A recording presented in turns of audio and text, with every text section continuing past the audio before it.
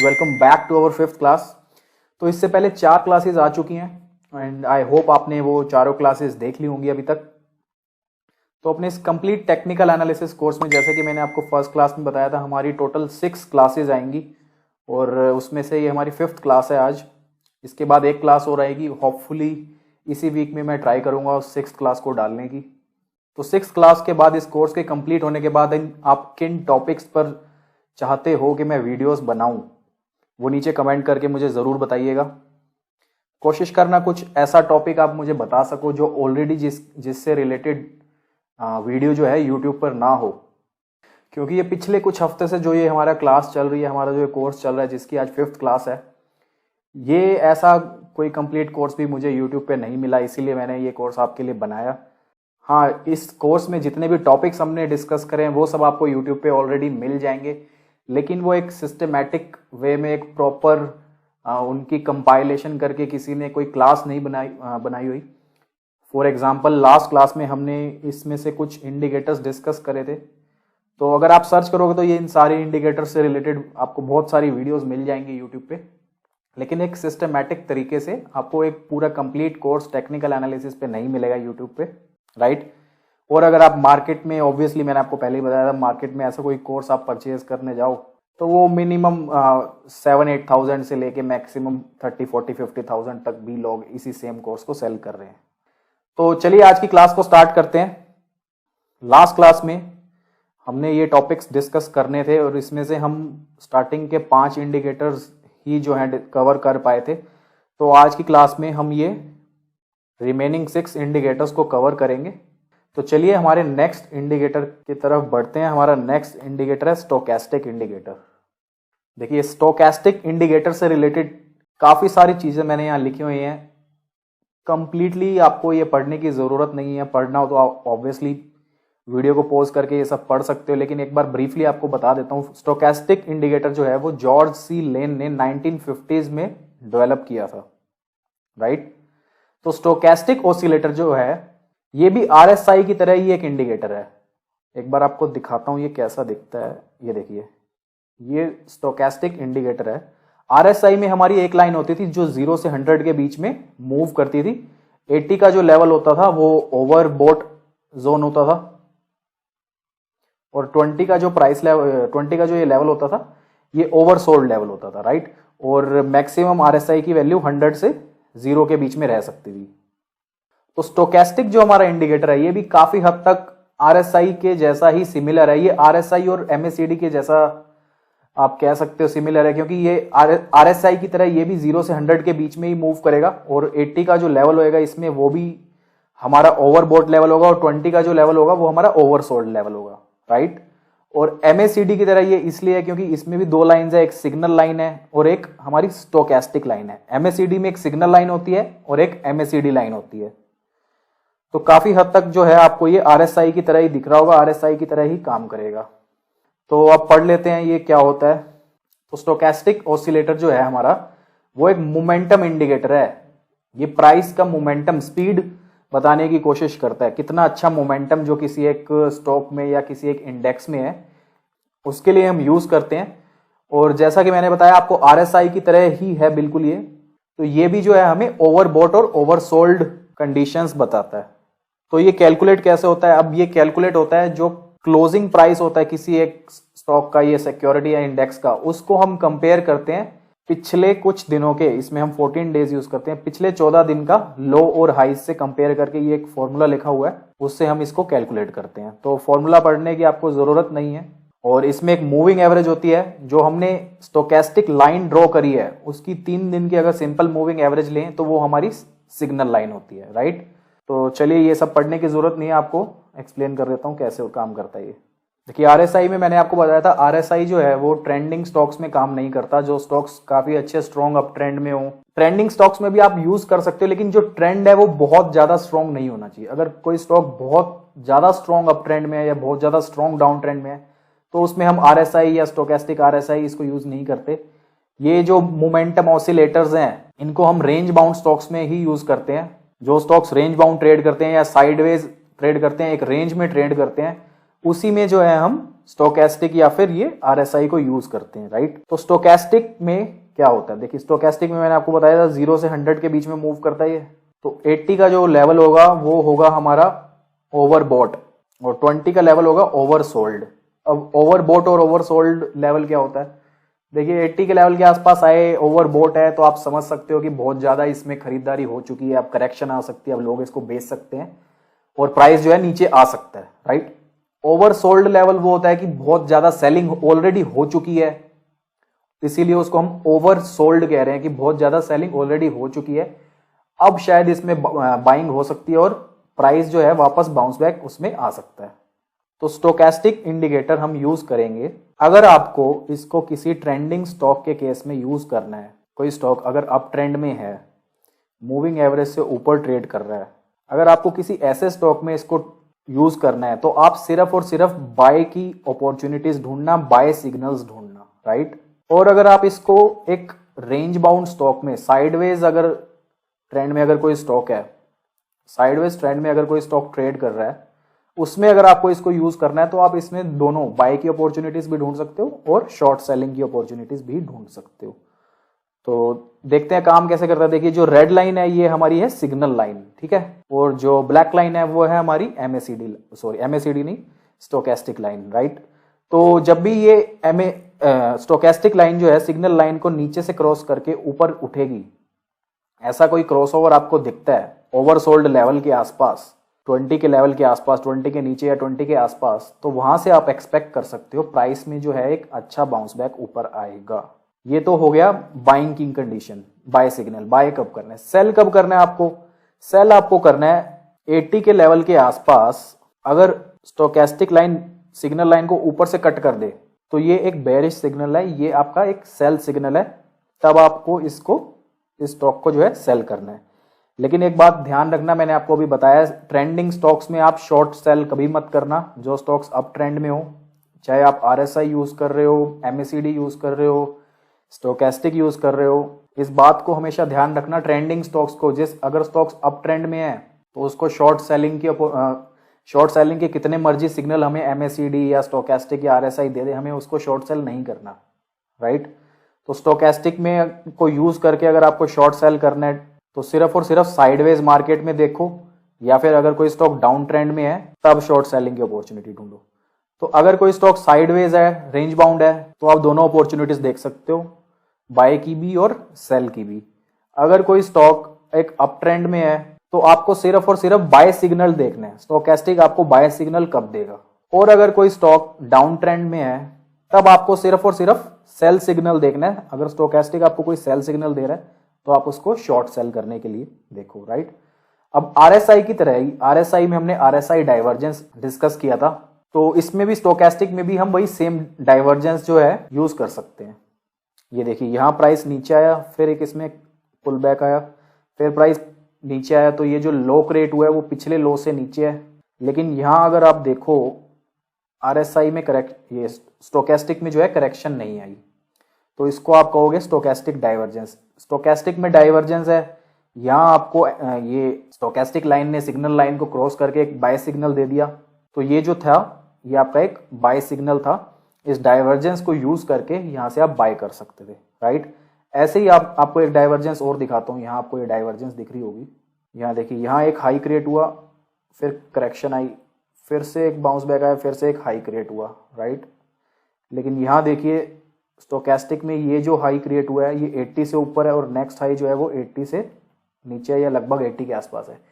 तो ये divergence create हुई, प्राइस तो ऊपर जा रहा है लेकिन स्टोकेस्टिक ऊपर नहीं जा रहा और साथ में एक क्रॉस ओवर भी हुआ है, तो ये एक डाइवर्जेंस है, ये आपका एक सेल सिग्नल है। तो वही RSI की जैसा ही कॉन्सेप्ट है, क्योंकि ये भी देखिए मोमेंटम ऑसिलेटर है, ये भी मोमेंटम ही कैलकुलेट करता है, ये भी जो है ओवरबॉट और ओवरसोल्ड जोन आपको बताता है। तो बिल्कुल RSI की तरह ही काम करता है, ये ज्यादा इसमें डिफरेंस नहीं है। तो चलिए नेक्स्ट इंडिकेटर हमारा है पिवट पॉइंट्स। पिवट पॉइंट्स क्या होते हैं, देखिए पिवट पॉइंट्स जो है वो प्राइस लेवल होते हैं जहां से प्राइस जो है रिवर्सल ले सकता है। फॉर एग्जाम्पल, अगर ऐसा हमारा कोई प्राइस लेवल है, ये हमारा कोई पिवट पॉइंट है, अगर प्राइस करेक्ट होके नीचे आता है तो यहाँ से एक बाउंस बैक आ सकता है और इस प्राइस लेवल के आसपास स्टॉक जो है एक सपोर्ट ले सकता है। अब इसी लेवल के अगर नीचे कोई प्राइस ट्रेड कर रहा है और ऊपर आता है, यहाँ पर आकर प्राइस रिवर्स हो जाता है यानी रेजिस्टेंस फेस करता है, तो हम कहेंगे कि यहाँ पर जो है एक रेजिस्टेंस है। तो पिवट पॉइंट बेसिकली कुछ नहीं होता। पिवट पॉइंट बेसिकली एक प्राइस लेवल होता है जो सपोर्ट का भी काम कर सकता है और रेजिस्टेंस का भी काम कर सकता है। तो इसको कैलकुलेट करते हैं हम प्रीवियस डे का हाई, लो और क्लोजिंग प्राइस को यूज करके उसकी एवरेज निकाल देते हैं। देखिए पिवट पॉइंट्स का जो फॉर्मूला है वो है high plus low plus close divide by 3। अब इसी फॉर्मूले को अगर हम थोड़ी सी इसमें वेरिएशन करें तो इससे हम रेजिस्टेंस निकाल सकते हैं R1, R2, R3 या सपोर्ट लेवल्स निकाल सकते हैं S1, S2। तो ये फॉर्मूलेज आपको याद करने की ज़रूरत नहीं है। इजीली हम किसी भी ब्रोकर के, कोई भी ब्रोकर आपका हो, किसी भी ब्रोकर के, जिस भी ब्रोकर के पास आपका अकाउंट हो उसका आप ट्रेडिंग अकाउंट अपना यूज़ करोगे तो उसमें आप इजीली ये पिवट पॉइंट इंडिकेटर जो है यूज़ कर सकते हो। आपको कोई फॉर्मूला जानने की ज़रूरत नहीं है। तो पिवट पॉइंट बेसिकली जो इंडिकेटर है वो इंट्राडे ट्रेडिंग के लिए ज़्यादा यूज़ होता है। तो एक बार आपको ड्रॉ करके बता देता हूँ कैसे होता है ये pivot point. Previous trading days के open price, high price, low price को यूज़ करके उसकी एवरेज निकाल के हम पिवट पॉइंट मार्क कर लेते हैं। इसी पिवट पॉइंट को यूज़ करके कुछ फॉर्मूला हम यूज़ करके R1, R2, R3 ऐसे 3 रेजिस्टेंस लेवल्स हम आइडेंटिफाई कर लेते हैं। ऐसे ही नीचे S1, S2, S3 3 support levels हम आइडेंटिफाई कर लेते हैं, राइट। तो ये R1, R2, R3 लेवल्स क्या है, S1, S2, S3 नीचे लेवल क्या है, राइट।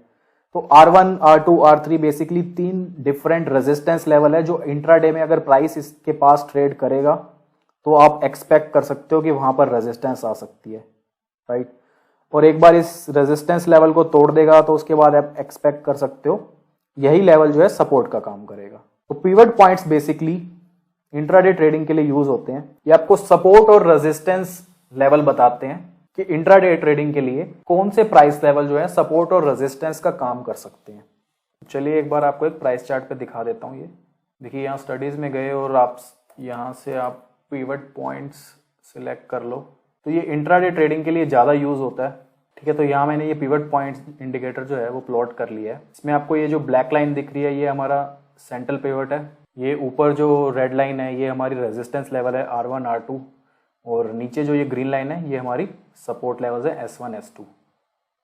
तो R1 और R2 जो है वो एक बार ब्रेक हो जाएगी तो R1 कोई भी इंपॉर्टेंट पिवट पॉइंट जो है एक बार ब्रेक हो जाता है, रेजिस्टेंस ब्रेक हो जाती है तो वो सपोर्ट का काम करती है, सपोर्ट ब्रेक हो जाता है तो वो रेजिस्टेंस का काम करता है। तो इस इंडिकेटर को अगर आप यूज करो तो आपको मोटा मोटा क्या करता है, ये एक बाउंड्री दे देता है कि ये लेवल जो है ऊपर के जो R1, R2, R3 हैं ये आपके रेजिस्टेंस के लेवल है और नीचे के जो लेवल्स हैं S1, S2, S3 वो सपोर्ट के लेवल है। तो अगर R1 के पास प्राइस आएगा तो आप एक्सपेक्ट कर सकते हो वहां से एक रिवर्सल आ सकता है, और अगर प्राइस R1 को या R2 को ब्रेक करके ऊपर निकल जाता है तो उसके बाद आप एक्सपेक्ट कर सकते हो वो लेवल जो है रेजिस्टेंस जो है अब वो सपोर्ट बन जाएगा और वो सपोर्ट का काम करेगा। तो अगर आप सोचो कि R1 और R2 जो है ये तो इनका नाम ही रेजिस्टेंस है, ये हमेशा रेजिस्टेंस का काम करेगी, ऐसा कुछ नहीं होता। अगर एक स्ट्रॉन्ग ट्रेंडिंग डे है उसमें R1 टूटता है या R2 टूटता है तो एक बार रेजिस्टेंस टूट जाती है तो वो उसके बाद जो है सपोर्ट का काम करता है। ऐसे ही अगर कोई स्ट्रॉन्ग डाउन ट्रेंडिंग डे है तो सपोर्ट लेवल अगर कोई टूटता है तो उसके बाद वो सपोर्ट नहीं रह जाता, फिर वो रेजिस्टेंस बन जाता है, रेजिस्टेंस का काम करता है, ठीक है। तो बहुत सिंपल इंडिकेटर था। मेनली ये इंट्राडे ट्रेडिंग के लिए यूज होता है। पिवट पॉइंट्स जो होते हैं वो रिवर्सल पॉइंट होते हैं, वहां से आप एक्सपेक्ट कर सकते हो प्राइस में जो है एक रिवर्सल आ सकता है, ठीक है। तो नेक्स्ट इंडिकेटर है हमारा वीवैप। वीवैप क्या होता है? वीवैप का फुल फॉर्म है वॉल्यूम वेटेड एवरेज प्राइस। तो वीवैप भी जो हमारा इंडिकेटर है वो सिर्फ और सिर्फ इंट्राडे के लिए ही यूज होता है। और ये जो इंडिकेटर है आप किसी इंडेक्स के चार्ट पर नहीं लगा सकते, या आप किसी स्टॉक के चार्ट पर लगा सकते हो, या फ्यूचर्स के चार्ट पे लगा सकते हो, या ऑप्शंस के चार्ट पे लगा सकते हो जिसमें एक्चुअल ट्रेडिंग हो रही है, राइट। इंडेक्स जो है वो हमारा इंडेक्स में एक्चुअल ट्रेडिंग नहीं हो रही होती निफ्टी या बैंक निफ्टी में। तो ट्रेडिंग जो होती है वो या तो इंडेक्स के फ्यूचर्स में होती है या ऑप्शंस में होती है, या फिर अगर आप इक्विटीज में ट्रेड करते हो, किसी स्टॉक में ट्रेड करते हो तो उसमें आप ये जो है इंडिकेटर यूज कर सकते हो वीवैप। अब ये वीवैप होता क्या है और ये कैसे कैलकुलेट होता है? देखिए वीवैप जो है वो बेसिकली आपका एक एवरेज ट्रेडेड प्राइस है। एक दिन में इंट्राडे में किसी भी एक स्टॉक पे जिस पे आप यूज कर रहे हो वो through out the day average किस प्राइस पे ट्रेड हुआ है, और ये एवरेज भी कोई सिंपल एवरेज नहीं है, ये वॉल्यूम वेटेड एवरेज है, राइट। तो अब इसकी कैलकुलेशन में ज़्यादा नहीं घुसते और डिस्कस करते हैं इसको यूज़ कैसे करना है। देखिए वीवैप लाइन अगर आप प्लॉट करोगे, एक तो मैंने आपको बताया ये सिर्फ और सिर्फ इंट्राडे के लिए यूज़ कर सकते हो आप इसको। तो ऐसी कोई एक आपको लाइन ड्रॉ होती हुई नजर आएगी इंट्राडे प्राइस चार्ट पर। ये जो ब्लैक लाइन है ये हमारा वीवैप इंडिकेटर है। एक बार आपको इसको दिखाई देता हूँ, ऐसे शायद आपको अच्छे से समझ ना आए। ठीक है, तो ये हमने वीवैप प्लॉट कर लिया। यहाँ मैंने आईटीसी का 5 मिनट्स का जो है चार्ट खोला है। तो ये जो रेड लाइन है ये वीवैप है। सिंपली कुछ नहीं किया, मैंने यहाँ स्टडीज में जाके वीवैप सिलेक्ट कर लिया। अब वीवैप को मोस्टली ट्रेडर इंट्राडे के लिए कैसे यूज करते हैं। देखिए मोस्टली ट्रेडर्स जो वीवैप को यूज करते हैं, अगर एज्यूम कर लीजिए ये वीवैप लाइन है, प्राइस अगर इसके नीचे ट्रेड कर रहा है तो सिर्फ और सिर्फ आपको इसको शॉर्ट करने की अपॉर्चुनिटी ढूंढनी है। और अगर प्राइस जो है वीवैप के ऊपर ट्रेड कर रहा है तो आपको सिर्फ और सिर्फ इसको बाय करने की अपॉर्चुनिटी ढूंढनी है। अगर प्राइस इसके ऊपर ट्रेड कर रहा है और प्राइस में करेक्शन आती है, वीवैप के आसपास इसको अगर कोई सपोर्ट मिलता है तो वहां से आप इसको बाय कर सकते हो। तो हर किसी की अपनी स्ट्रैटेजी होती है। कोई प्रेफर करता है अगर वीवैप ब्रेक होता है तो उसके बाद शॉर्ट करता है, राइट। कोई प्रेफर करता है अगर वीवैप नीचे से ब्रेक होके प्राइस ऊपर निकलता है तो इसको लोग बाय करते हैं। तो वीवैप की लिमिटेशंस क्या है, जैसा कि मैंने आपको बताया वीवैप को यूज करने का हर किसी का अपना तरीका होता है, हर किसी का अपना क्राइटेरिया होता है। कोई सिर्फ वीवैप को यूज करता है, कोई वीवैप के साथ किसी और इंडिकेटर को भी यूज कर लेता है। कोई प्रेफर करता है कि अगर प्राइस वीवैप के ऊपर ट्रेड कर रहा है तो उसको बाय करेगा। कोई प्रेफर करता है अगर वीवैप को प्राइस ब्रेक कर नीचे चला जाएगा तब उसको शॉर्ट करेगा, राइट। तो इसकी लिमिटेशंस क्या है, तो फर्स्ट लिमिटेशन इसकी ये है, वीवैप is not the only factor to consider. Mostly trader जो वीवैप को यूज करते हैं वो सिर्फ वीवैप यूज नहीं करते, इसके साथ और भी कोई इंडिकेटर यूज करते हैं। तो ये हमारी फर्स्ट लिमिटेशन थी वीवैप की। सेकंड लिमिटेशन जो है हमारी वीवैप की वो ये है, अगर कोई स्टॉक किसी स्ट्रॉन्ग अप ट्रेंड में हो तो वो शायद वीवैप के पास आएगा ही नहीं। तो आप वेट करते रह जाओगे कि वीवैप के पास कब आए और मैं उसको बाय करूं, राइट। और शायद जो है स्टॉक पूरे दिन में वीवैप के पास आए ही ना। थर्ड लिमिटेशन जो वीवैप की है, ये हिस्टोरिकल प्राइसेस को यूज करता है। तो ये लिमिटेशन तो आपको मोस्टली हर टेक्निकल इंडिकेटर में मिलेगी कि मोस्टली टेक्निकल इंडिकेटर्स जो हैं हमारे लैगिंग होते हैं, हिस्टोरिकल प्राइसेस को ही यूज करके कैलकुलेट किए जाते हैं। तो ये था हमारा वीवैप इंडिकेटर। अब नेक्स्ट हम बढ़ते हैं फिबोनाची सीरीज की तरफ। फिबोनाची सीरीज ये काफी अच्छा इंडिकेटर है, बहुत अच्छा कॉन्सेप्ट है। कितने अच्छे तरीके से काम करता है या नहीं करता वो तो जब आप यूज करोगे आपको पता चलेगा। देखिए फिबोनाची सीरीज क्या है। फिबोनाची सीरीज एक इटालियन मैथमेटिशियन थे, लियोनार्ड फिबोनाची, ये इन्होंने डिस्कवर की थी। फिबोनाची सीरीज क्या कहती है, देखिए फिबोनाची सीरीज में लियोनार्डो फिबोनाची जो थे उन्होंने कुछ रेशोज दी थी जिनको हम फिबोनाची रेशोज भी कहते हैं, गोल्डन रेशोज भी कहते हैं, जो आपको काफी सारी जगहों पर अच्छे तरीके से काम करती हुई नजर आएगी। अब एक बार डिस्कस कर लेते हैं वो कौन सी रेशोज है और वो कैसे कैलकुलेट करते हैं।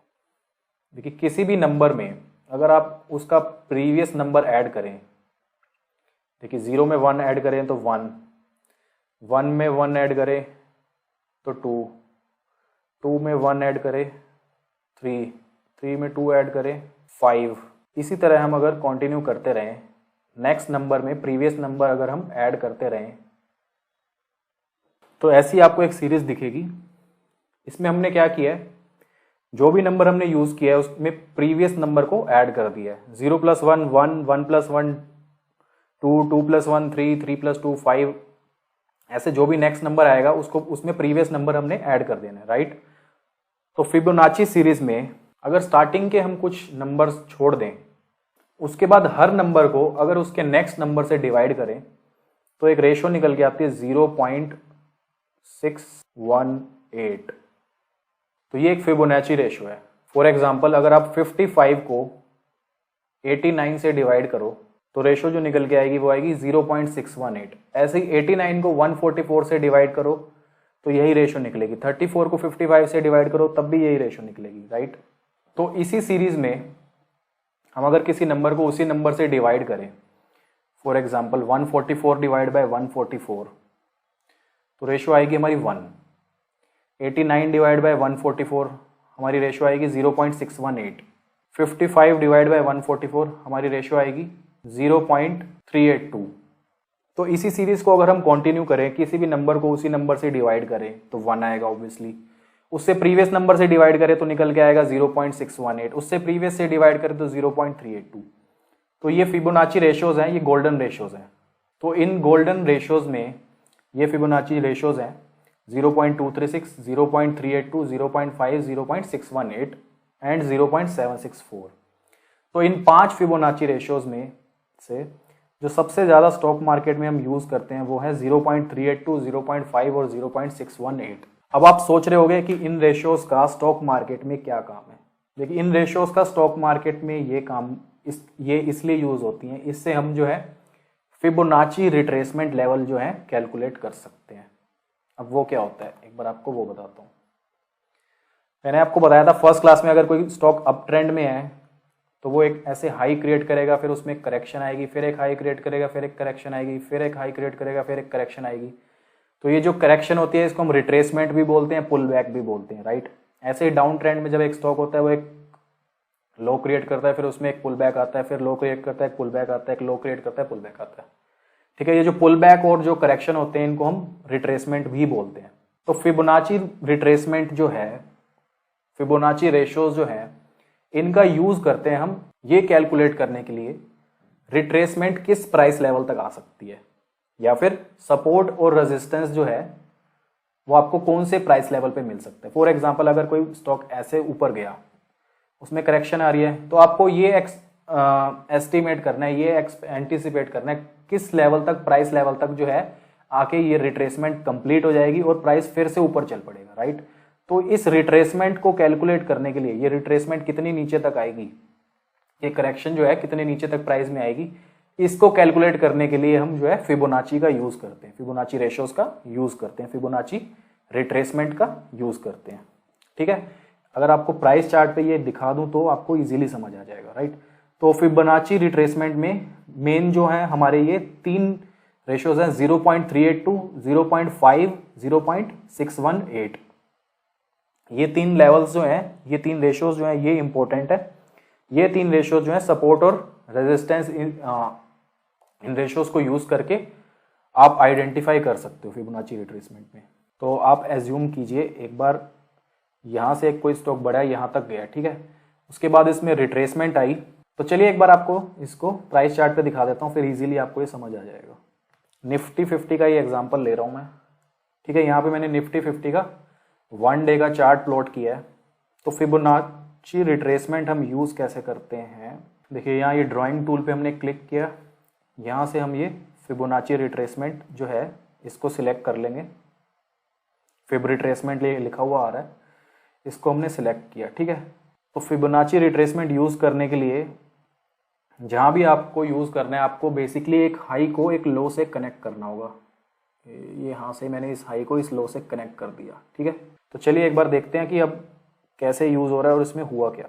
ये देखिए यहाँ ये लो था, इसको मैंने इस हाई से कनेक्ट कर दिया फिबोनाची रिट्रेसमेंट को यूज करते हुए, ठीक है। तो अब यहाँ देखिए ये प्राइस ऊपर गया, फिर उसमें एक रिट्रेसमेंट आई। तो रिट्रेसमेंट कब तक आएगी, किस प्राइस लेवल तक जो है आके ये रिट्रेसमेंट कंप्लीट हो जाएगी। यहाँ देखिए ये फिबोनाची रेशियोज आ रही है 61.8%, 50%, 38.2%। तो हम एक्सपेक्ट करते हैं अगर 38.2% पे ये हमारा फर्स्ट सपोर्ट लेवल है, 50% जो है हमारा वो सेकंड सपोर्ट लेवल है, और 61.8% जो है वो हमारा थर्ड सपोर्ट लेवल है। तो इन 3 सपोर्ट लेवल के आसपास या इन 3 सपोर्ट लेवल्स के बीच में आपको सपोर्ट मिल सकता है। और जो 50% का और 61.8% का जो लेवल है, ये काफ़ी स्ट्रॉन्ग नंबर होता है और काफ़ी हद तक आपको ये नंबर जो है काम करता हुआ दिखेगा। 50 बहुत बड़े अप मूव्स के बाद आपको रिट्रेसमेंट जो है 50% या 61.8% तक करेक्शन आती हुई जो है दिखेगी आपको। तो फिबोनाची रिट्रेसमेंट में एक बार आपको फिर बता देता हूँ आपको करना क्या है। फिबोनाची रिट्रेसमेंट में आपको जो लोज हैं उनको हाईज के साथ कनेक्ट कर देना है।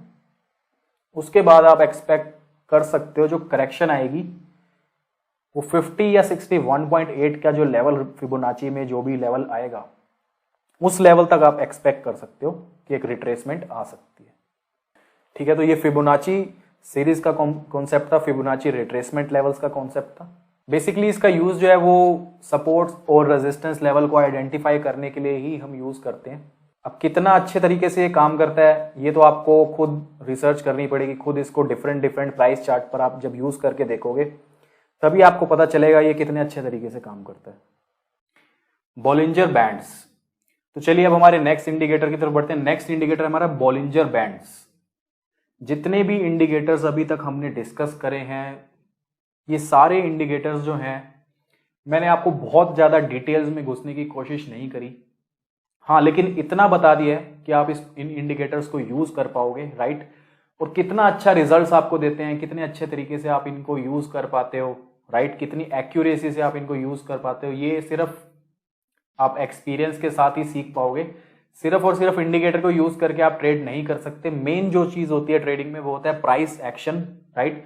अगर कोई इंडिकेटर आप यूज कर रहे हो, इंडिकेटर आपको कह रहा है रिवर्सल आ सकता है, प्राइस में करेक्शन आ सकती है, लेकिन प्राइस में एक्चुअली में कोई करेक्शन नहीं आ रहा, प्राइस ऊपर जा रहा है, ट्रेंड अच्छे से कंटिन्यू हो रहा है, राइट, तो इंडिकेटर आपका गलत भी हो सकता है, राइट। तो हर इंडिकेटर की कोई ना कोई लिमिटेशंस है। अब इसमें से कौन सा इंडिकेटर यूज करना है वो आप अपने पर्सनल एक्सपीरियंस से ही जब इनको आप यूज करोगे तभी आप सीख पाओगे कि कौन सा इंडिकेटर अच्छे से काम करता है। और सिर्फ इंडिकेटर्स पे आपको बेस नहीं होना है। मैंने आपको बता दिया प्राइस एक्शन है, प्राइस एक्शन हमारा मेन होता है। प्राइस एक्शन और कुछ इंडिकेटर्स की कॉम्बिनेशन यूज करके आप अपनी पर्सनल कोई स्ट्रैटेजी क्रिएट कर सकते हो, क्योंकि कल को आप इन इंडिकेटर्स को यूज करो और आपकी कोई ट्रेडिंग डिसीजंस आप ठीक से ना ले पाओ तो उसके बाद आप मुझे ब्लेम मत करो कि भाई आपने मुझे ये इंडिकेटर सिखाए थे। ये इंडिकेटर्स मैंने नहीं बनाए हैं।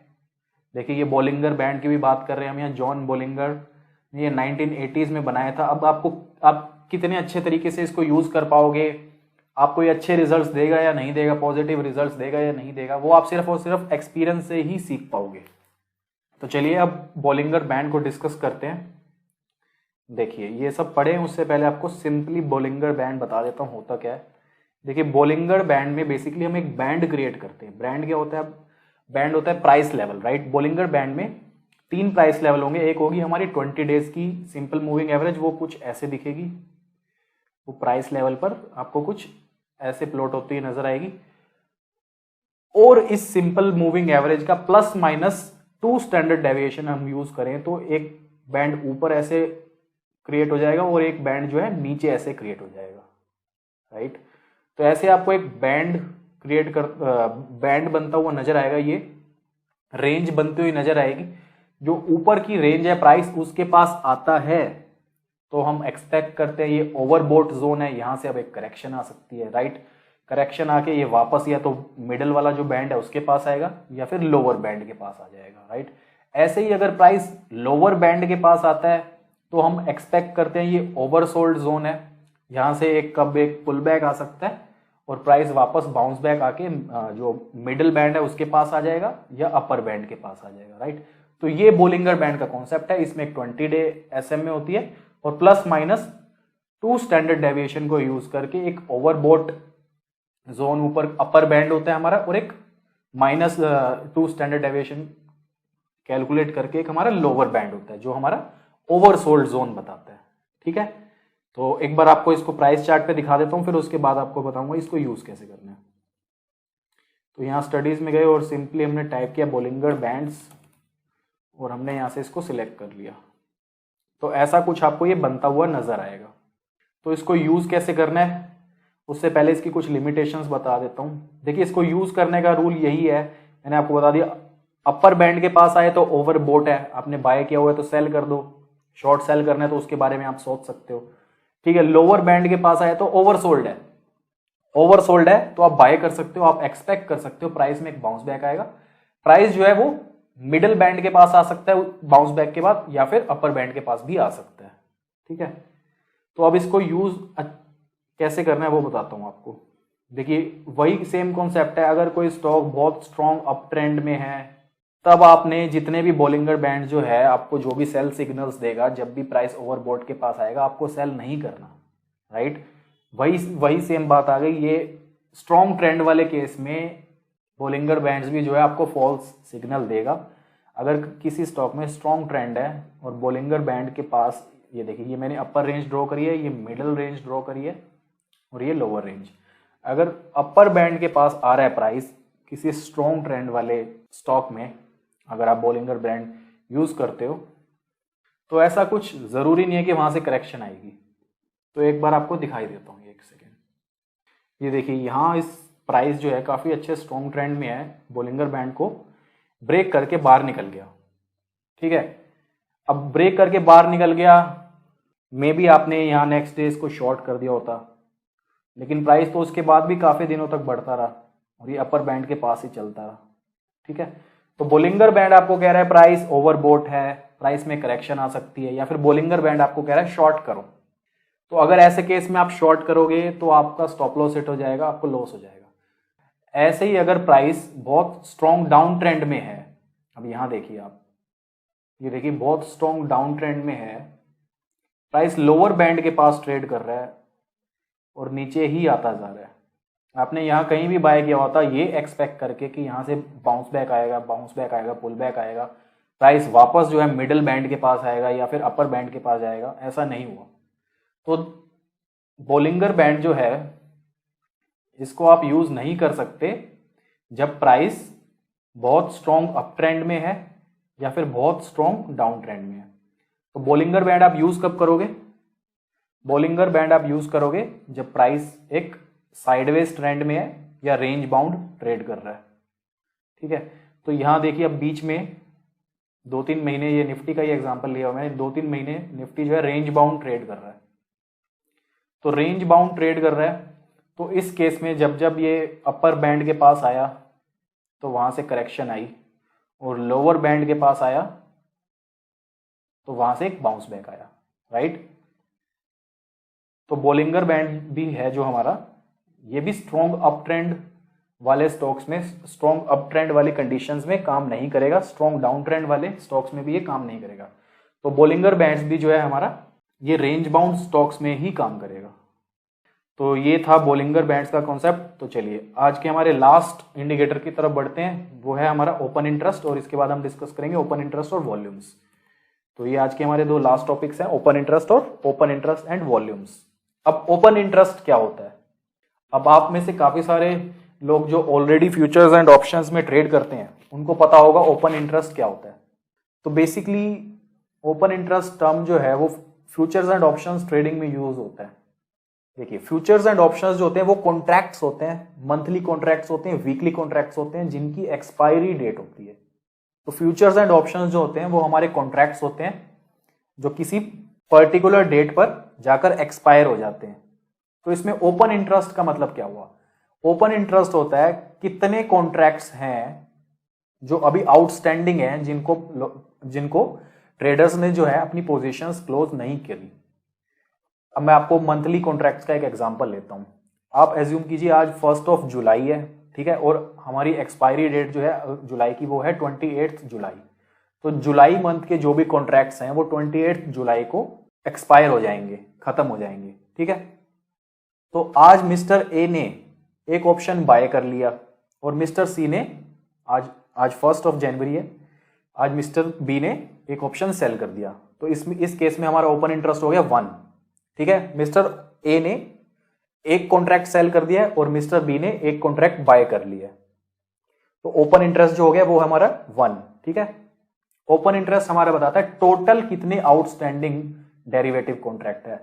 तो बेसिकली इस वक्त ये ओपन है, मिस्टर ए ने बाय किया है, अभी तक इसने क्लोज नहीं किया, मिस्टर बी ने क्लोज करेगा ये 28 जुलाई से पहले या 28 जुलाई को, राइट, क्योंकि एक्सपायरी डेट जो है वो इस कॉन्ट्रैक्ट की वो है ये जनवरी का एग्जांपल ले रहे हैं, 28 जनवरी। तो ओपन इंटरेस्ट हमारे को बताता है कौन सी पोजीशंस हैं, ऐसे कौन से डेरिवेटिव कॉन्ट्रैक्ट्स की ओपन पोजीशंस हैं जो अभी तक क्लोज नहीं हुई, राइट। तो चलिए देखते हैं सेकंड डे को क्या हुआ। 2 जनवरी को मिस्टर सी ने 5 ऑप्शन कॉन्ट्रैक्ट बाय कर लिए और मिस्टर डी ने 5 ऑप्शन कॉन्ट्रैक्ट सेल कर लिए। अब देखिए पहले मिस्टर ए और बी ने किया हुआ था, अब ये 2 नए लोग कोई आ गए, मिस्टर सी और मिस्टर डी। तो इन्होंने, मिस्टर सी ने 5 बाय करे और मिस्टर सी ने 5 सेल करे हैं। तो ओपन इंटरेस्ट हो गया 1 + 5 6। अब टोटल 6 कॉन्ट्रैक्ट्स आउटस्टैंडिंग है। तीसरे दिन मिस्टर ए ने अपना जो पोजीशन थी मिस्टर ए की, पहले बाय करी थी, अब सेल कर दी, इन्होंने अपनी पोजीशन क्लोज कर दी। और मिस्टर डी ने भी पहले सेल करी हुई थी, अब बाय कर ली, तो मिस्टर डी ने भी अपनी पोजीशन क्लोज कर दी, तो ओपन इंटरेस्ट जो है रिड्यूस होकर 5 हो गया, राइट। फोर्थ डे कोई न्यू पर्सन आता है मार्केट में, मिस्टर ई, वो 5 ऑप्शन बाय करता है, और मिस्टर सी जिन्होंने पहले 5 ऑप्शन बाय करे हुए थे वो सेल करके अपनी पोजीशन क्लोज कर देते हैं, राइट। तो इस केस में हुआ क्या है, इस केस में कोई नई पोजीशन भी क्रिएट नहीं हुई। मिस्टर ई के लिए तो नई पोजीशन क्रिएट हुई है, लेकिन मिस्टर सी ने अपनी आउटस्टैंडिंग पोजीशन, ओपन पोजीशन जो है क्लोज कर दी, राइट। तो ओपन इंटरेस्ट जो है हमारा चेंज नहीं हुआ। तो बेसिकली ओपन इंटरेस्ट हमको बताता है ऐसे कितने आउटस्टैंडिंग कॉन्ट्रैक्ट्स हैं जिनको अभी क्लोज नहीं किया, राइट। तो बहुत सिंपल कॉन्सेप्ट था। अब इसका यूज कैसे करते हैं वो भी आपको बताऊंगा। Open interest and volume. अब काफी सारे लोगों को लगता है वॉल्यूम्स जो होते हैं डेरिवेटिव्स के केस में ओपन इंटरेस्ट और वॉल्यूम्स सेम होता है। वॉल्यूम्स आपको ऑलरेडी पता होगा अगर आप स्टॉक मार्केट में कुछ टाइम से ट्रेड कर रहे हो। अगर आज किसी भी कंपनी में XYZ कंपनी ले लीजिए, रिलायंस कंपनी में अगर आज total 1 lakh shares 1 lakh shares trade हुए हैं, तो आप कहोगे ट्रेडिंग वॉल्यूम्स जो है वो 1 लाख है, राइट। अगर 1 लाख शेयर्स ट्रेड हुए हैं आज, तो आप कहोगे जो ट्रेडिंग वॉल्यूम है वो 1 लाख है, राइट। ओपन इंटरेस्ट और वॉल्यूम में डिफरेंस ये होता है, ओपन इंटरेस्ट हमारे को बताता है आउटस्टैंडिंग कितनी पोजीशन ओपन है, राइट। वॉल्यूम हमें बताता है कि आज ट्रेडिंग कितनी हुई है। तो एक बार आपको यहां दिखाता हूं किसी एग्जांपल के साथ। तो ये देखिए, ये एस्ट्रल कंपनी है, ये आज के इसके ट्रेड के डाटा आ रहा है, यहाँ किस प्राइस पे ओपन हुआ, किस प्राइस पे क्लोज हुआ। यहाँ एक फिगर आ रही है वॉल्यूम्स की 1,59,242। तो आज पूरे दिन में एस्ट्रल कंपनी के 1,59,242 शेयर्स ट्रेड हुए हैं, तो ये इसकी वॉल्यूम है, राइट। और ओपन इंटरेस्ट जो होता है वो हम यूज करते हैं F&O के लिए। अब इसको आप F&O के वॉल्यूम से कंफ्यूज मत कर देना। तो चलिए यहाँ आप किसी फ्यूचर्स कॉन्ट्रैक्ट का भी एग्जांपल ले लेते हैं। मैं यहाँ निफ्टी फ्यूचर्स का एग्जांपल ले रहा हूँ। देखिए यहाँ मैंने निफ्टी फ्यूचर्स का एग्जांपल लिया है। आज निफ्टी फ्यूचर्स में ट्रेडिंग हुई है, 52 लाख कॉन्ट्रैक्ट आज ट्रेड हुए हैं, 52,08,650। और ओपन इंटरेस्ट जो इसमें है वो है 96,67,700।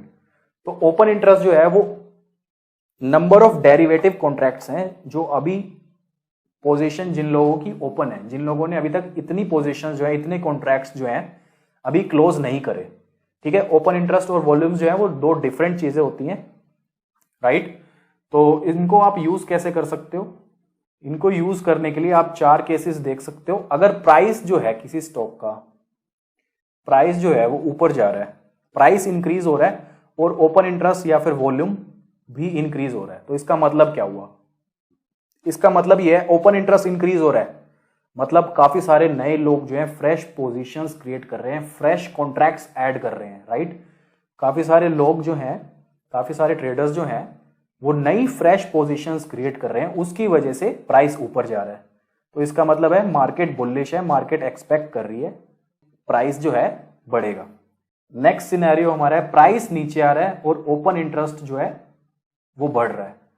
अब इस केस में क्या हो रहा है, किसी स्टॉक का, निफ्टी फ्यूचर्स का ही हम एग्जांपल ले रहे हैं, प्राइस नीचे आ रहा है और ओपन इंटरेस्ट और वॉल्यूम्स इंक्रीज हो रहे हैं। इसका मतलब क्या हुआ? इसका मतलब ये है लोग नई पोजीशंस क्रिएट कर रहे हैं जिसकी वजह से प्राइस नीचे आ रहा है।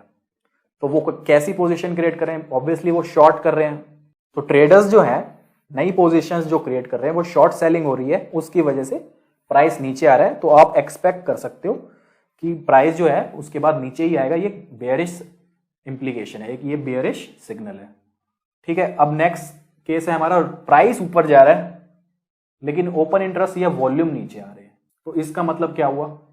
देखिए इससे हमें सिग्नल मिलता है वीक हैंड्स जो हैं वो बाय कर रहे हैं। एग्जांपल देता हूं आपको, एक स्टॉक डाउन ट्रेंड में है, एकदम से प्राइस नीचे आ जाता है, ठीक है। उसके बाद थोड़ा सा प्राइस ऊपर उठने लगता है। तो ये जब प्राइस थोड़ा सा ऊपर उठ रहा है, प्राइस तो इंक्रीज हो रहा है लेकिन ओपन इंटरेस्ट और वॉल्यूम्स जो है वो इंक्रीज नहीं हो रहे, वो कम हो रहे हैं। तो इसका मतलब क्या है? इसका मतलब ये है लोग शॉर्ट कवरिंग कर रहे हैं। जिन लोगों ने शॉर्ट किया हुआ था वो अपनी पोजीशन को कवर कर रहे हैं तो यहाँ मैंने वीक हैंड्स बाइंग क्यों लिखा है, क्योंकि काफ़ी सारे लोग जो होते हैं वो काफ़ी लंबे टाइम तक अपनी पोजीशंस ओपन नहीं रखते, राइट, तो उनको हम वीक हैंड्स कहते हैं, राइट। तो उन्होंने देखा चलो प्राइस हमने शॉर्ट किया, यहाँ शॉर्ट किया, प्राइस थोड़ा सा नीचे आ गया, तो फटाफट अपनी पोजीशन जो है क्लोज कर लो, अपने प्रॉफिट्स बुक कर लो, शॉर्ट पोजीशंस जो है अपनी वो कवर कर लो। ये भी हमें जो है एक बेरिश सिग्नल ही देता है, क्योंकि प्राइस ऊपर तो जा रहा है लेकिन ज्यादा एक्टिविटी नहीं है, ज्यादा वॉल्यूम्स के साथ ट्रेडिंग नहीं हो रही, थोड़ी बहुत बाइंग्स हो रही है। कुछ लोगों ने, कुछ रिटेल इन्वेस्टर्स ने जिन्होंने शॉर्ट किया हुआ है वो अपनी पोजीशंस को है क्लोज कर रहे हैं। अब इसका कंप्लीट ऑपोजिट होता है, प्राइस तो ऊपर जा रहा है, सॉरी, अब इसका कंप्लीट ऑपोजिट होता है, प्राइस तो नीचे आ रहा है लेकिन वॉल्यूम्स भी जो है डिक्रीज हो रही है। अब इसका क्या इंप्लीकेशन हुआ, इसका क्या मतलब हुआ, इसका मतलब हुआ वीक हैंड्स जो है वो सेल कर रहे हैं। अब ये एग्जांपल जो इसको मैं आपको एक्सप्लेन करूंगा, ये आप अपने आप से रिलेट कर पाओगे। काफी बार क्या होता है, एक प्राइस जो स्ट्रॉन्ग अप ट्रेंड में होता है, अच्छा सा बड़ा अप मूव आता है, हम लोग क्या करते हैं, रिटेल इन्वेस्टर, बड़े अप मूव के बाद हम सेल कर देते हैं, राइट, हम सेल कर देते हैं, उस प्राइस के आसपास काफी दिन तक जो है प्राइस ट्रेड करता रहता है, खड़ा रहता है, या रेंज बाउंड ट्रेड करता है, और वॉल्यूम्स जो है वो काफी कम हो जाती हैं। वॉल्यूम्स काफी कम इसलिए हो जाती हैं क्योंकि जो बिग मनी है, स्मार्ट मनी है, वो उस टाइम बाय नहीं कर रही। जो स्मॉल इन्वेस्टर है, स्मॉल इन्वेस्टर को ये लगता है यार प्राइस काफी ऊपर चला गया है तो मैं फटाफट अपने प्रॉफिट बुक कर लूं और निकल जाऊं। तो एक्चुअली में ये एक बुलिश सिग्नल ही है, क्योंकि प्राइस तो थोड़ा बहुत नीचे आया है, ऑब्वियसली प्राइस ऊपर गया अगर किसी स्टॉक का, तो कुछ लोग तो ऑब्वियसली प्रॉफिट बुक करेंगे, जो वीक हैंड्स हैं, जो ज्यादा लंबे टाइम तक पोजीशन होल्ड नहीं करते, जिन्होंने 100 का बाय किया और 105 आ गया प्राइस, तो फटाफट जिनको ये होता है कि भाई सेल कर दे और निकल जाएं, राइट, जिनको अपनी रिसर्च पर या कैपेबिलिटी पर या मार्केट में इतना कॉन्फिडेंस नहीं होता, तो इस केस में हम देख सकते हैं प्राइस तो थोड़ा बहुत नीचे आ रहा है लेकिन वॉल्यूम्स इतनी ज्यादा सिग्निफिकेंट नहीं है, वॉल्यूम बहुत कम है, तो ये एक बुलिश सिग्नल है। इसके बाद आप एक्सपेक्ट कर सकते हो स्मार्ट मनी फिर से बाय करेगी, इंस्टीट्यूशनल प्लेयर जो है, प्रोफेशनल फंड जो है वो फिर से बाय करेंगे और प्राइस जो है फिर से ऊपर जाएगा। तो गाइस यहाँ हमारी क्लास 5th जो है वो कंप्लीट होती है। आज के क्लास के जितने भी टॉपिक्स थे हमने कवर कर लिए हैं। तो चलिए फिर नेक्स्ट क्लास में मिलेंगे, बाय बाय।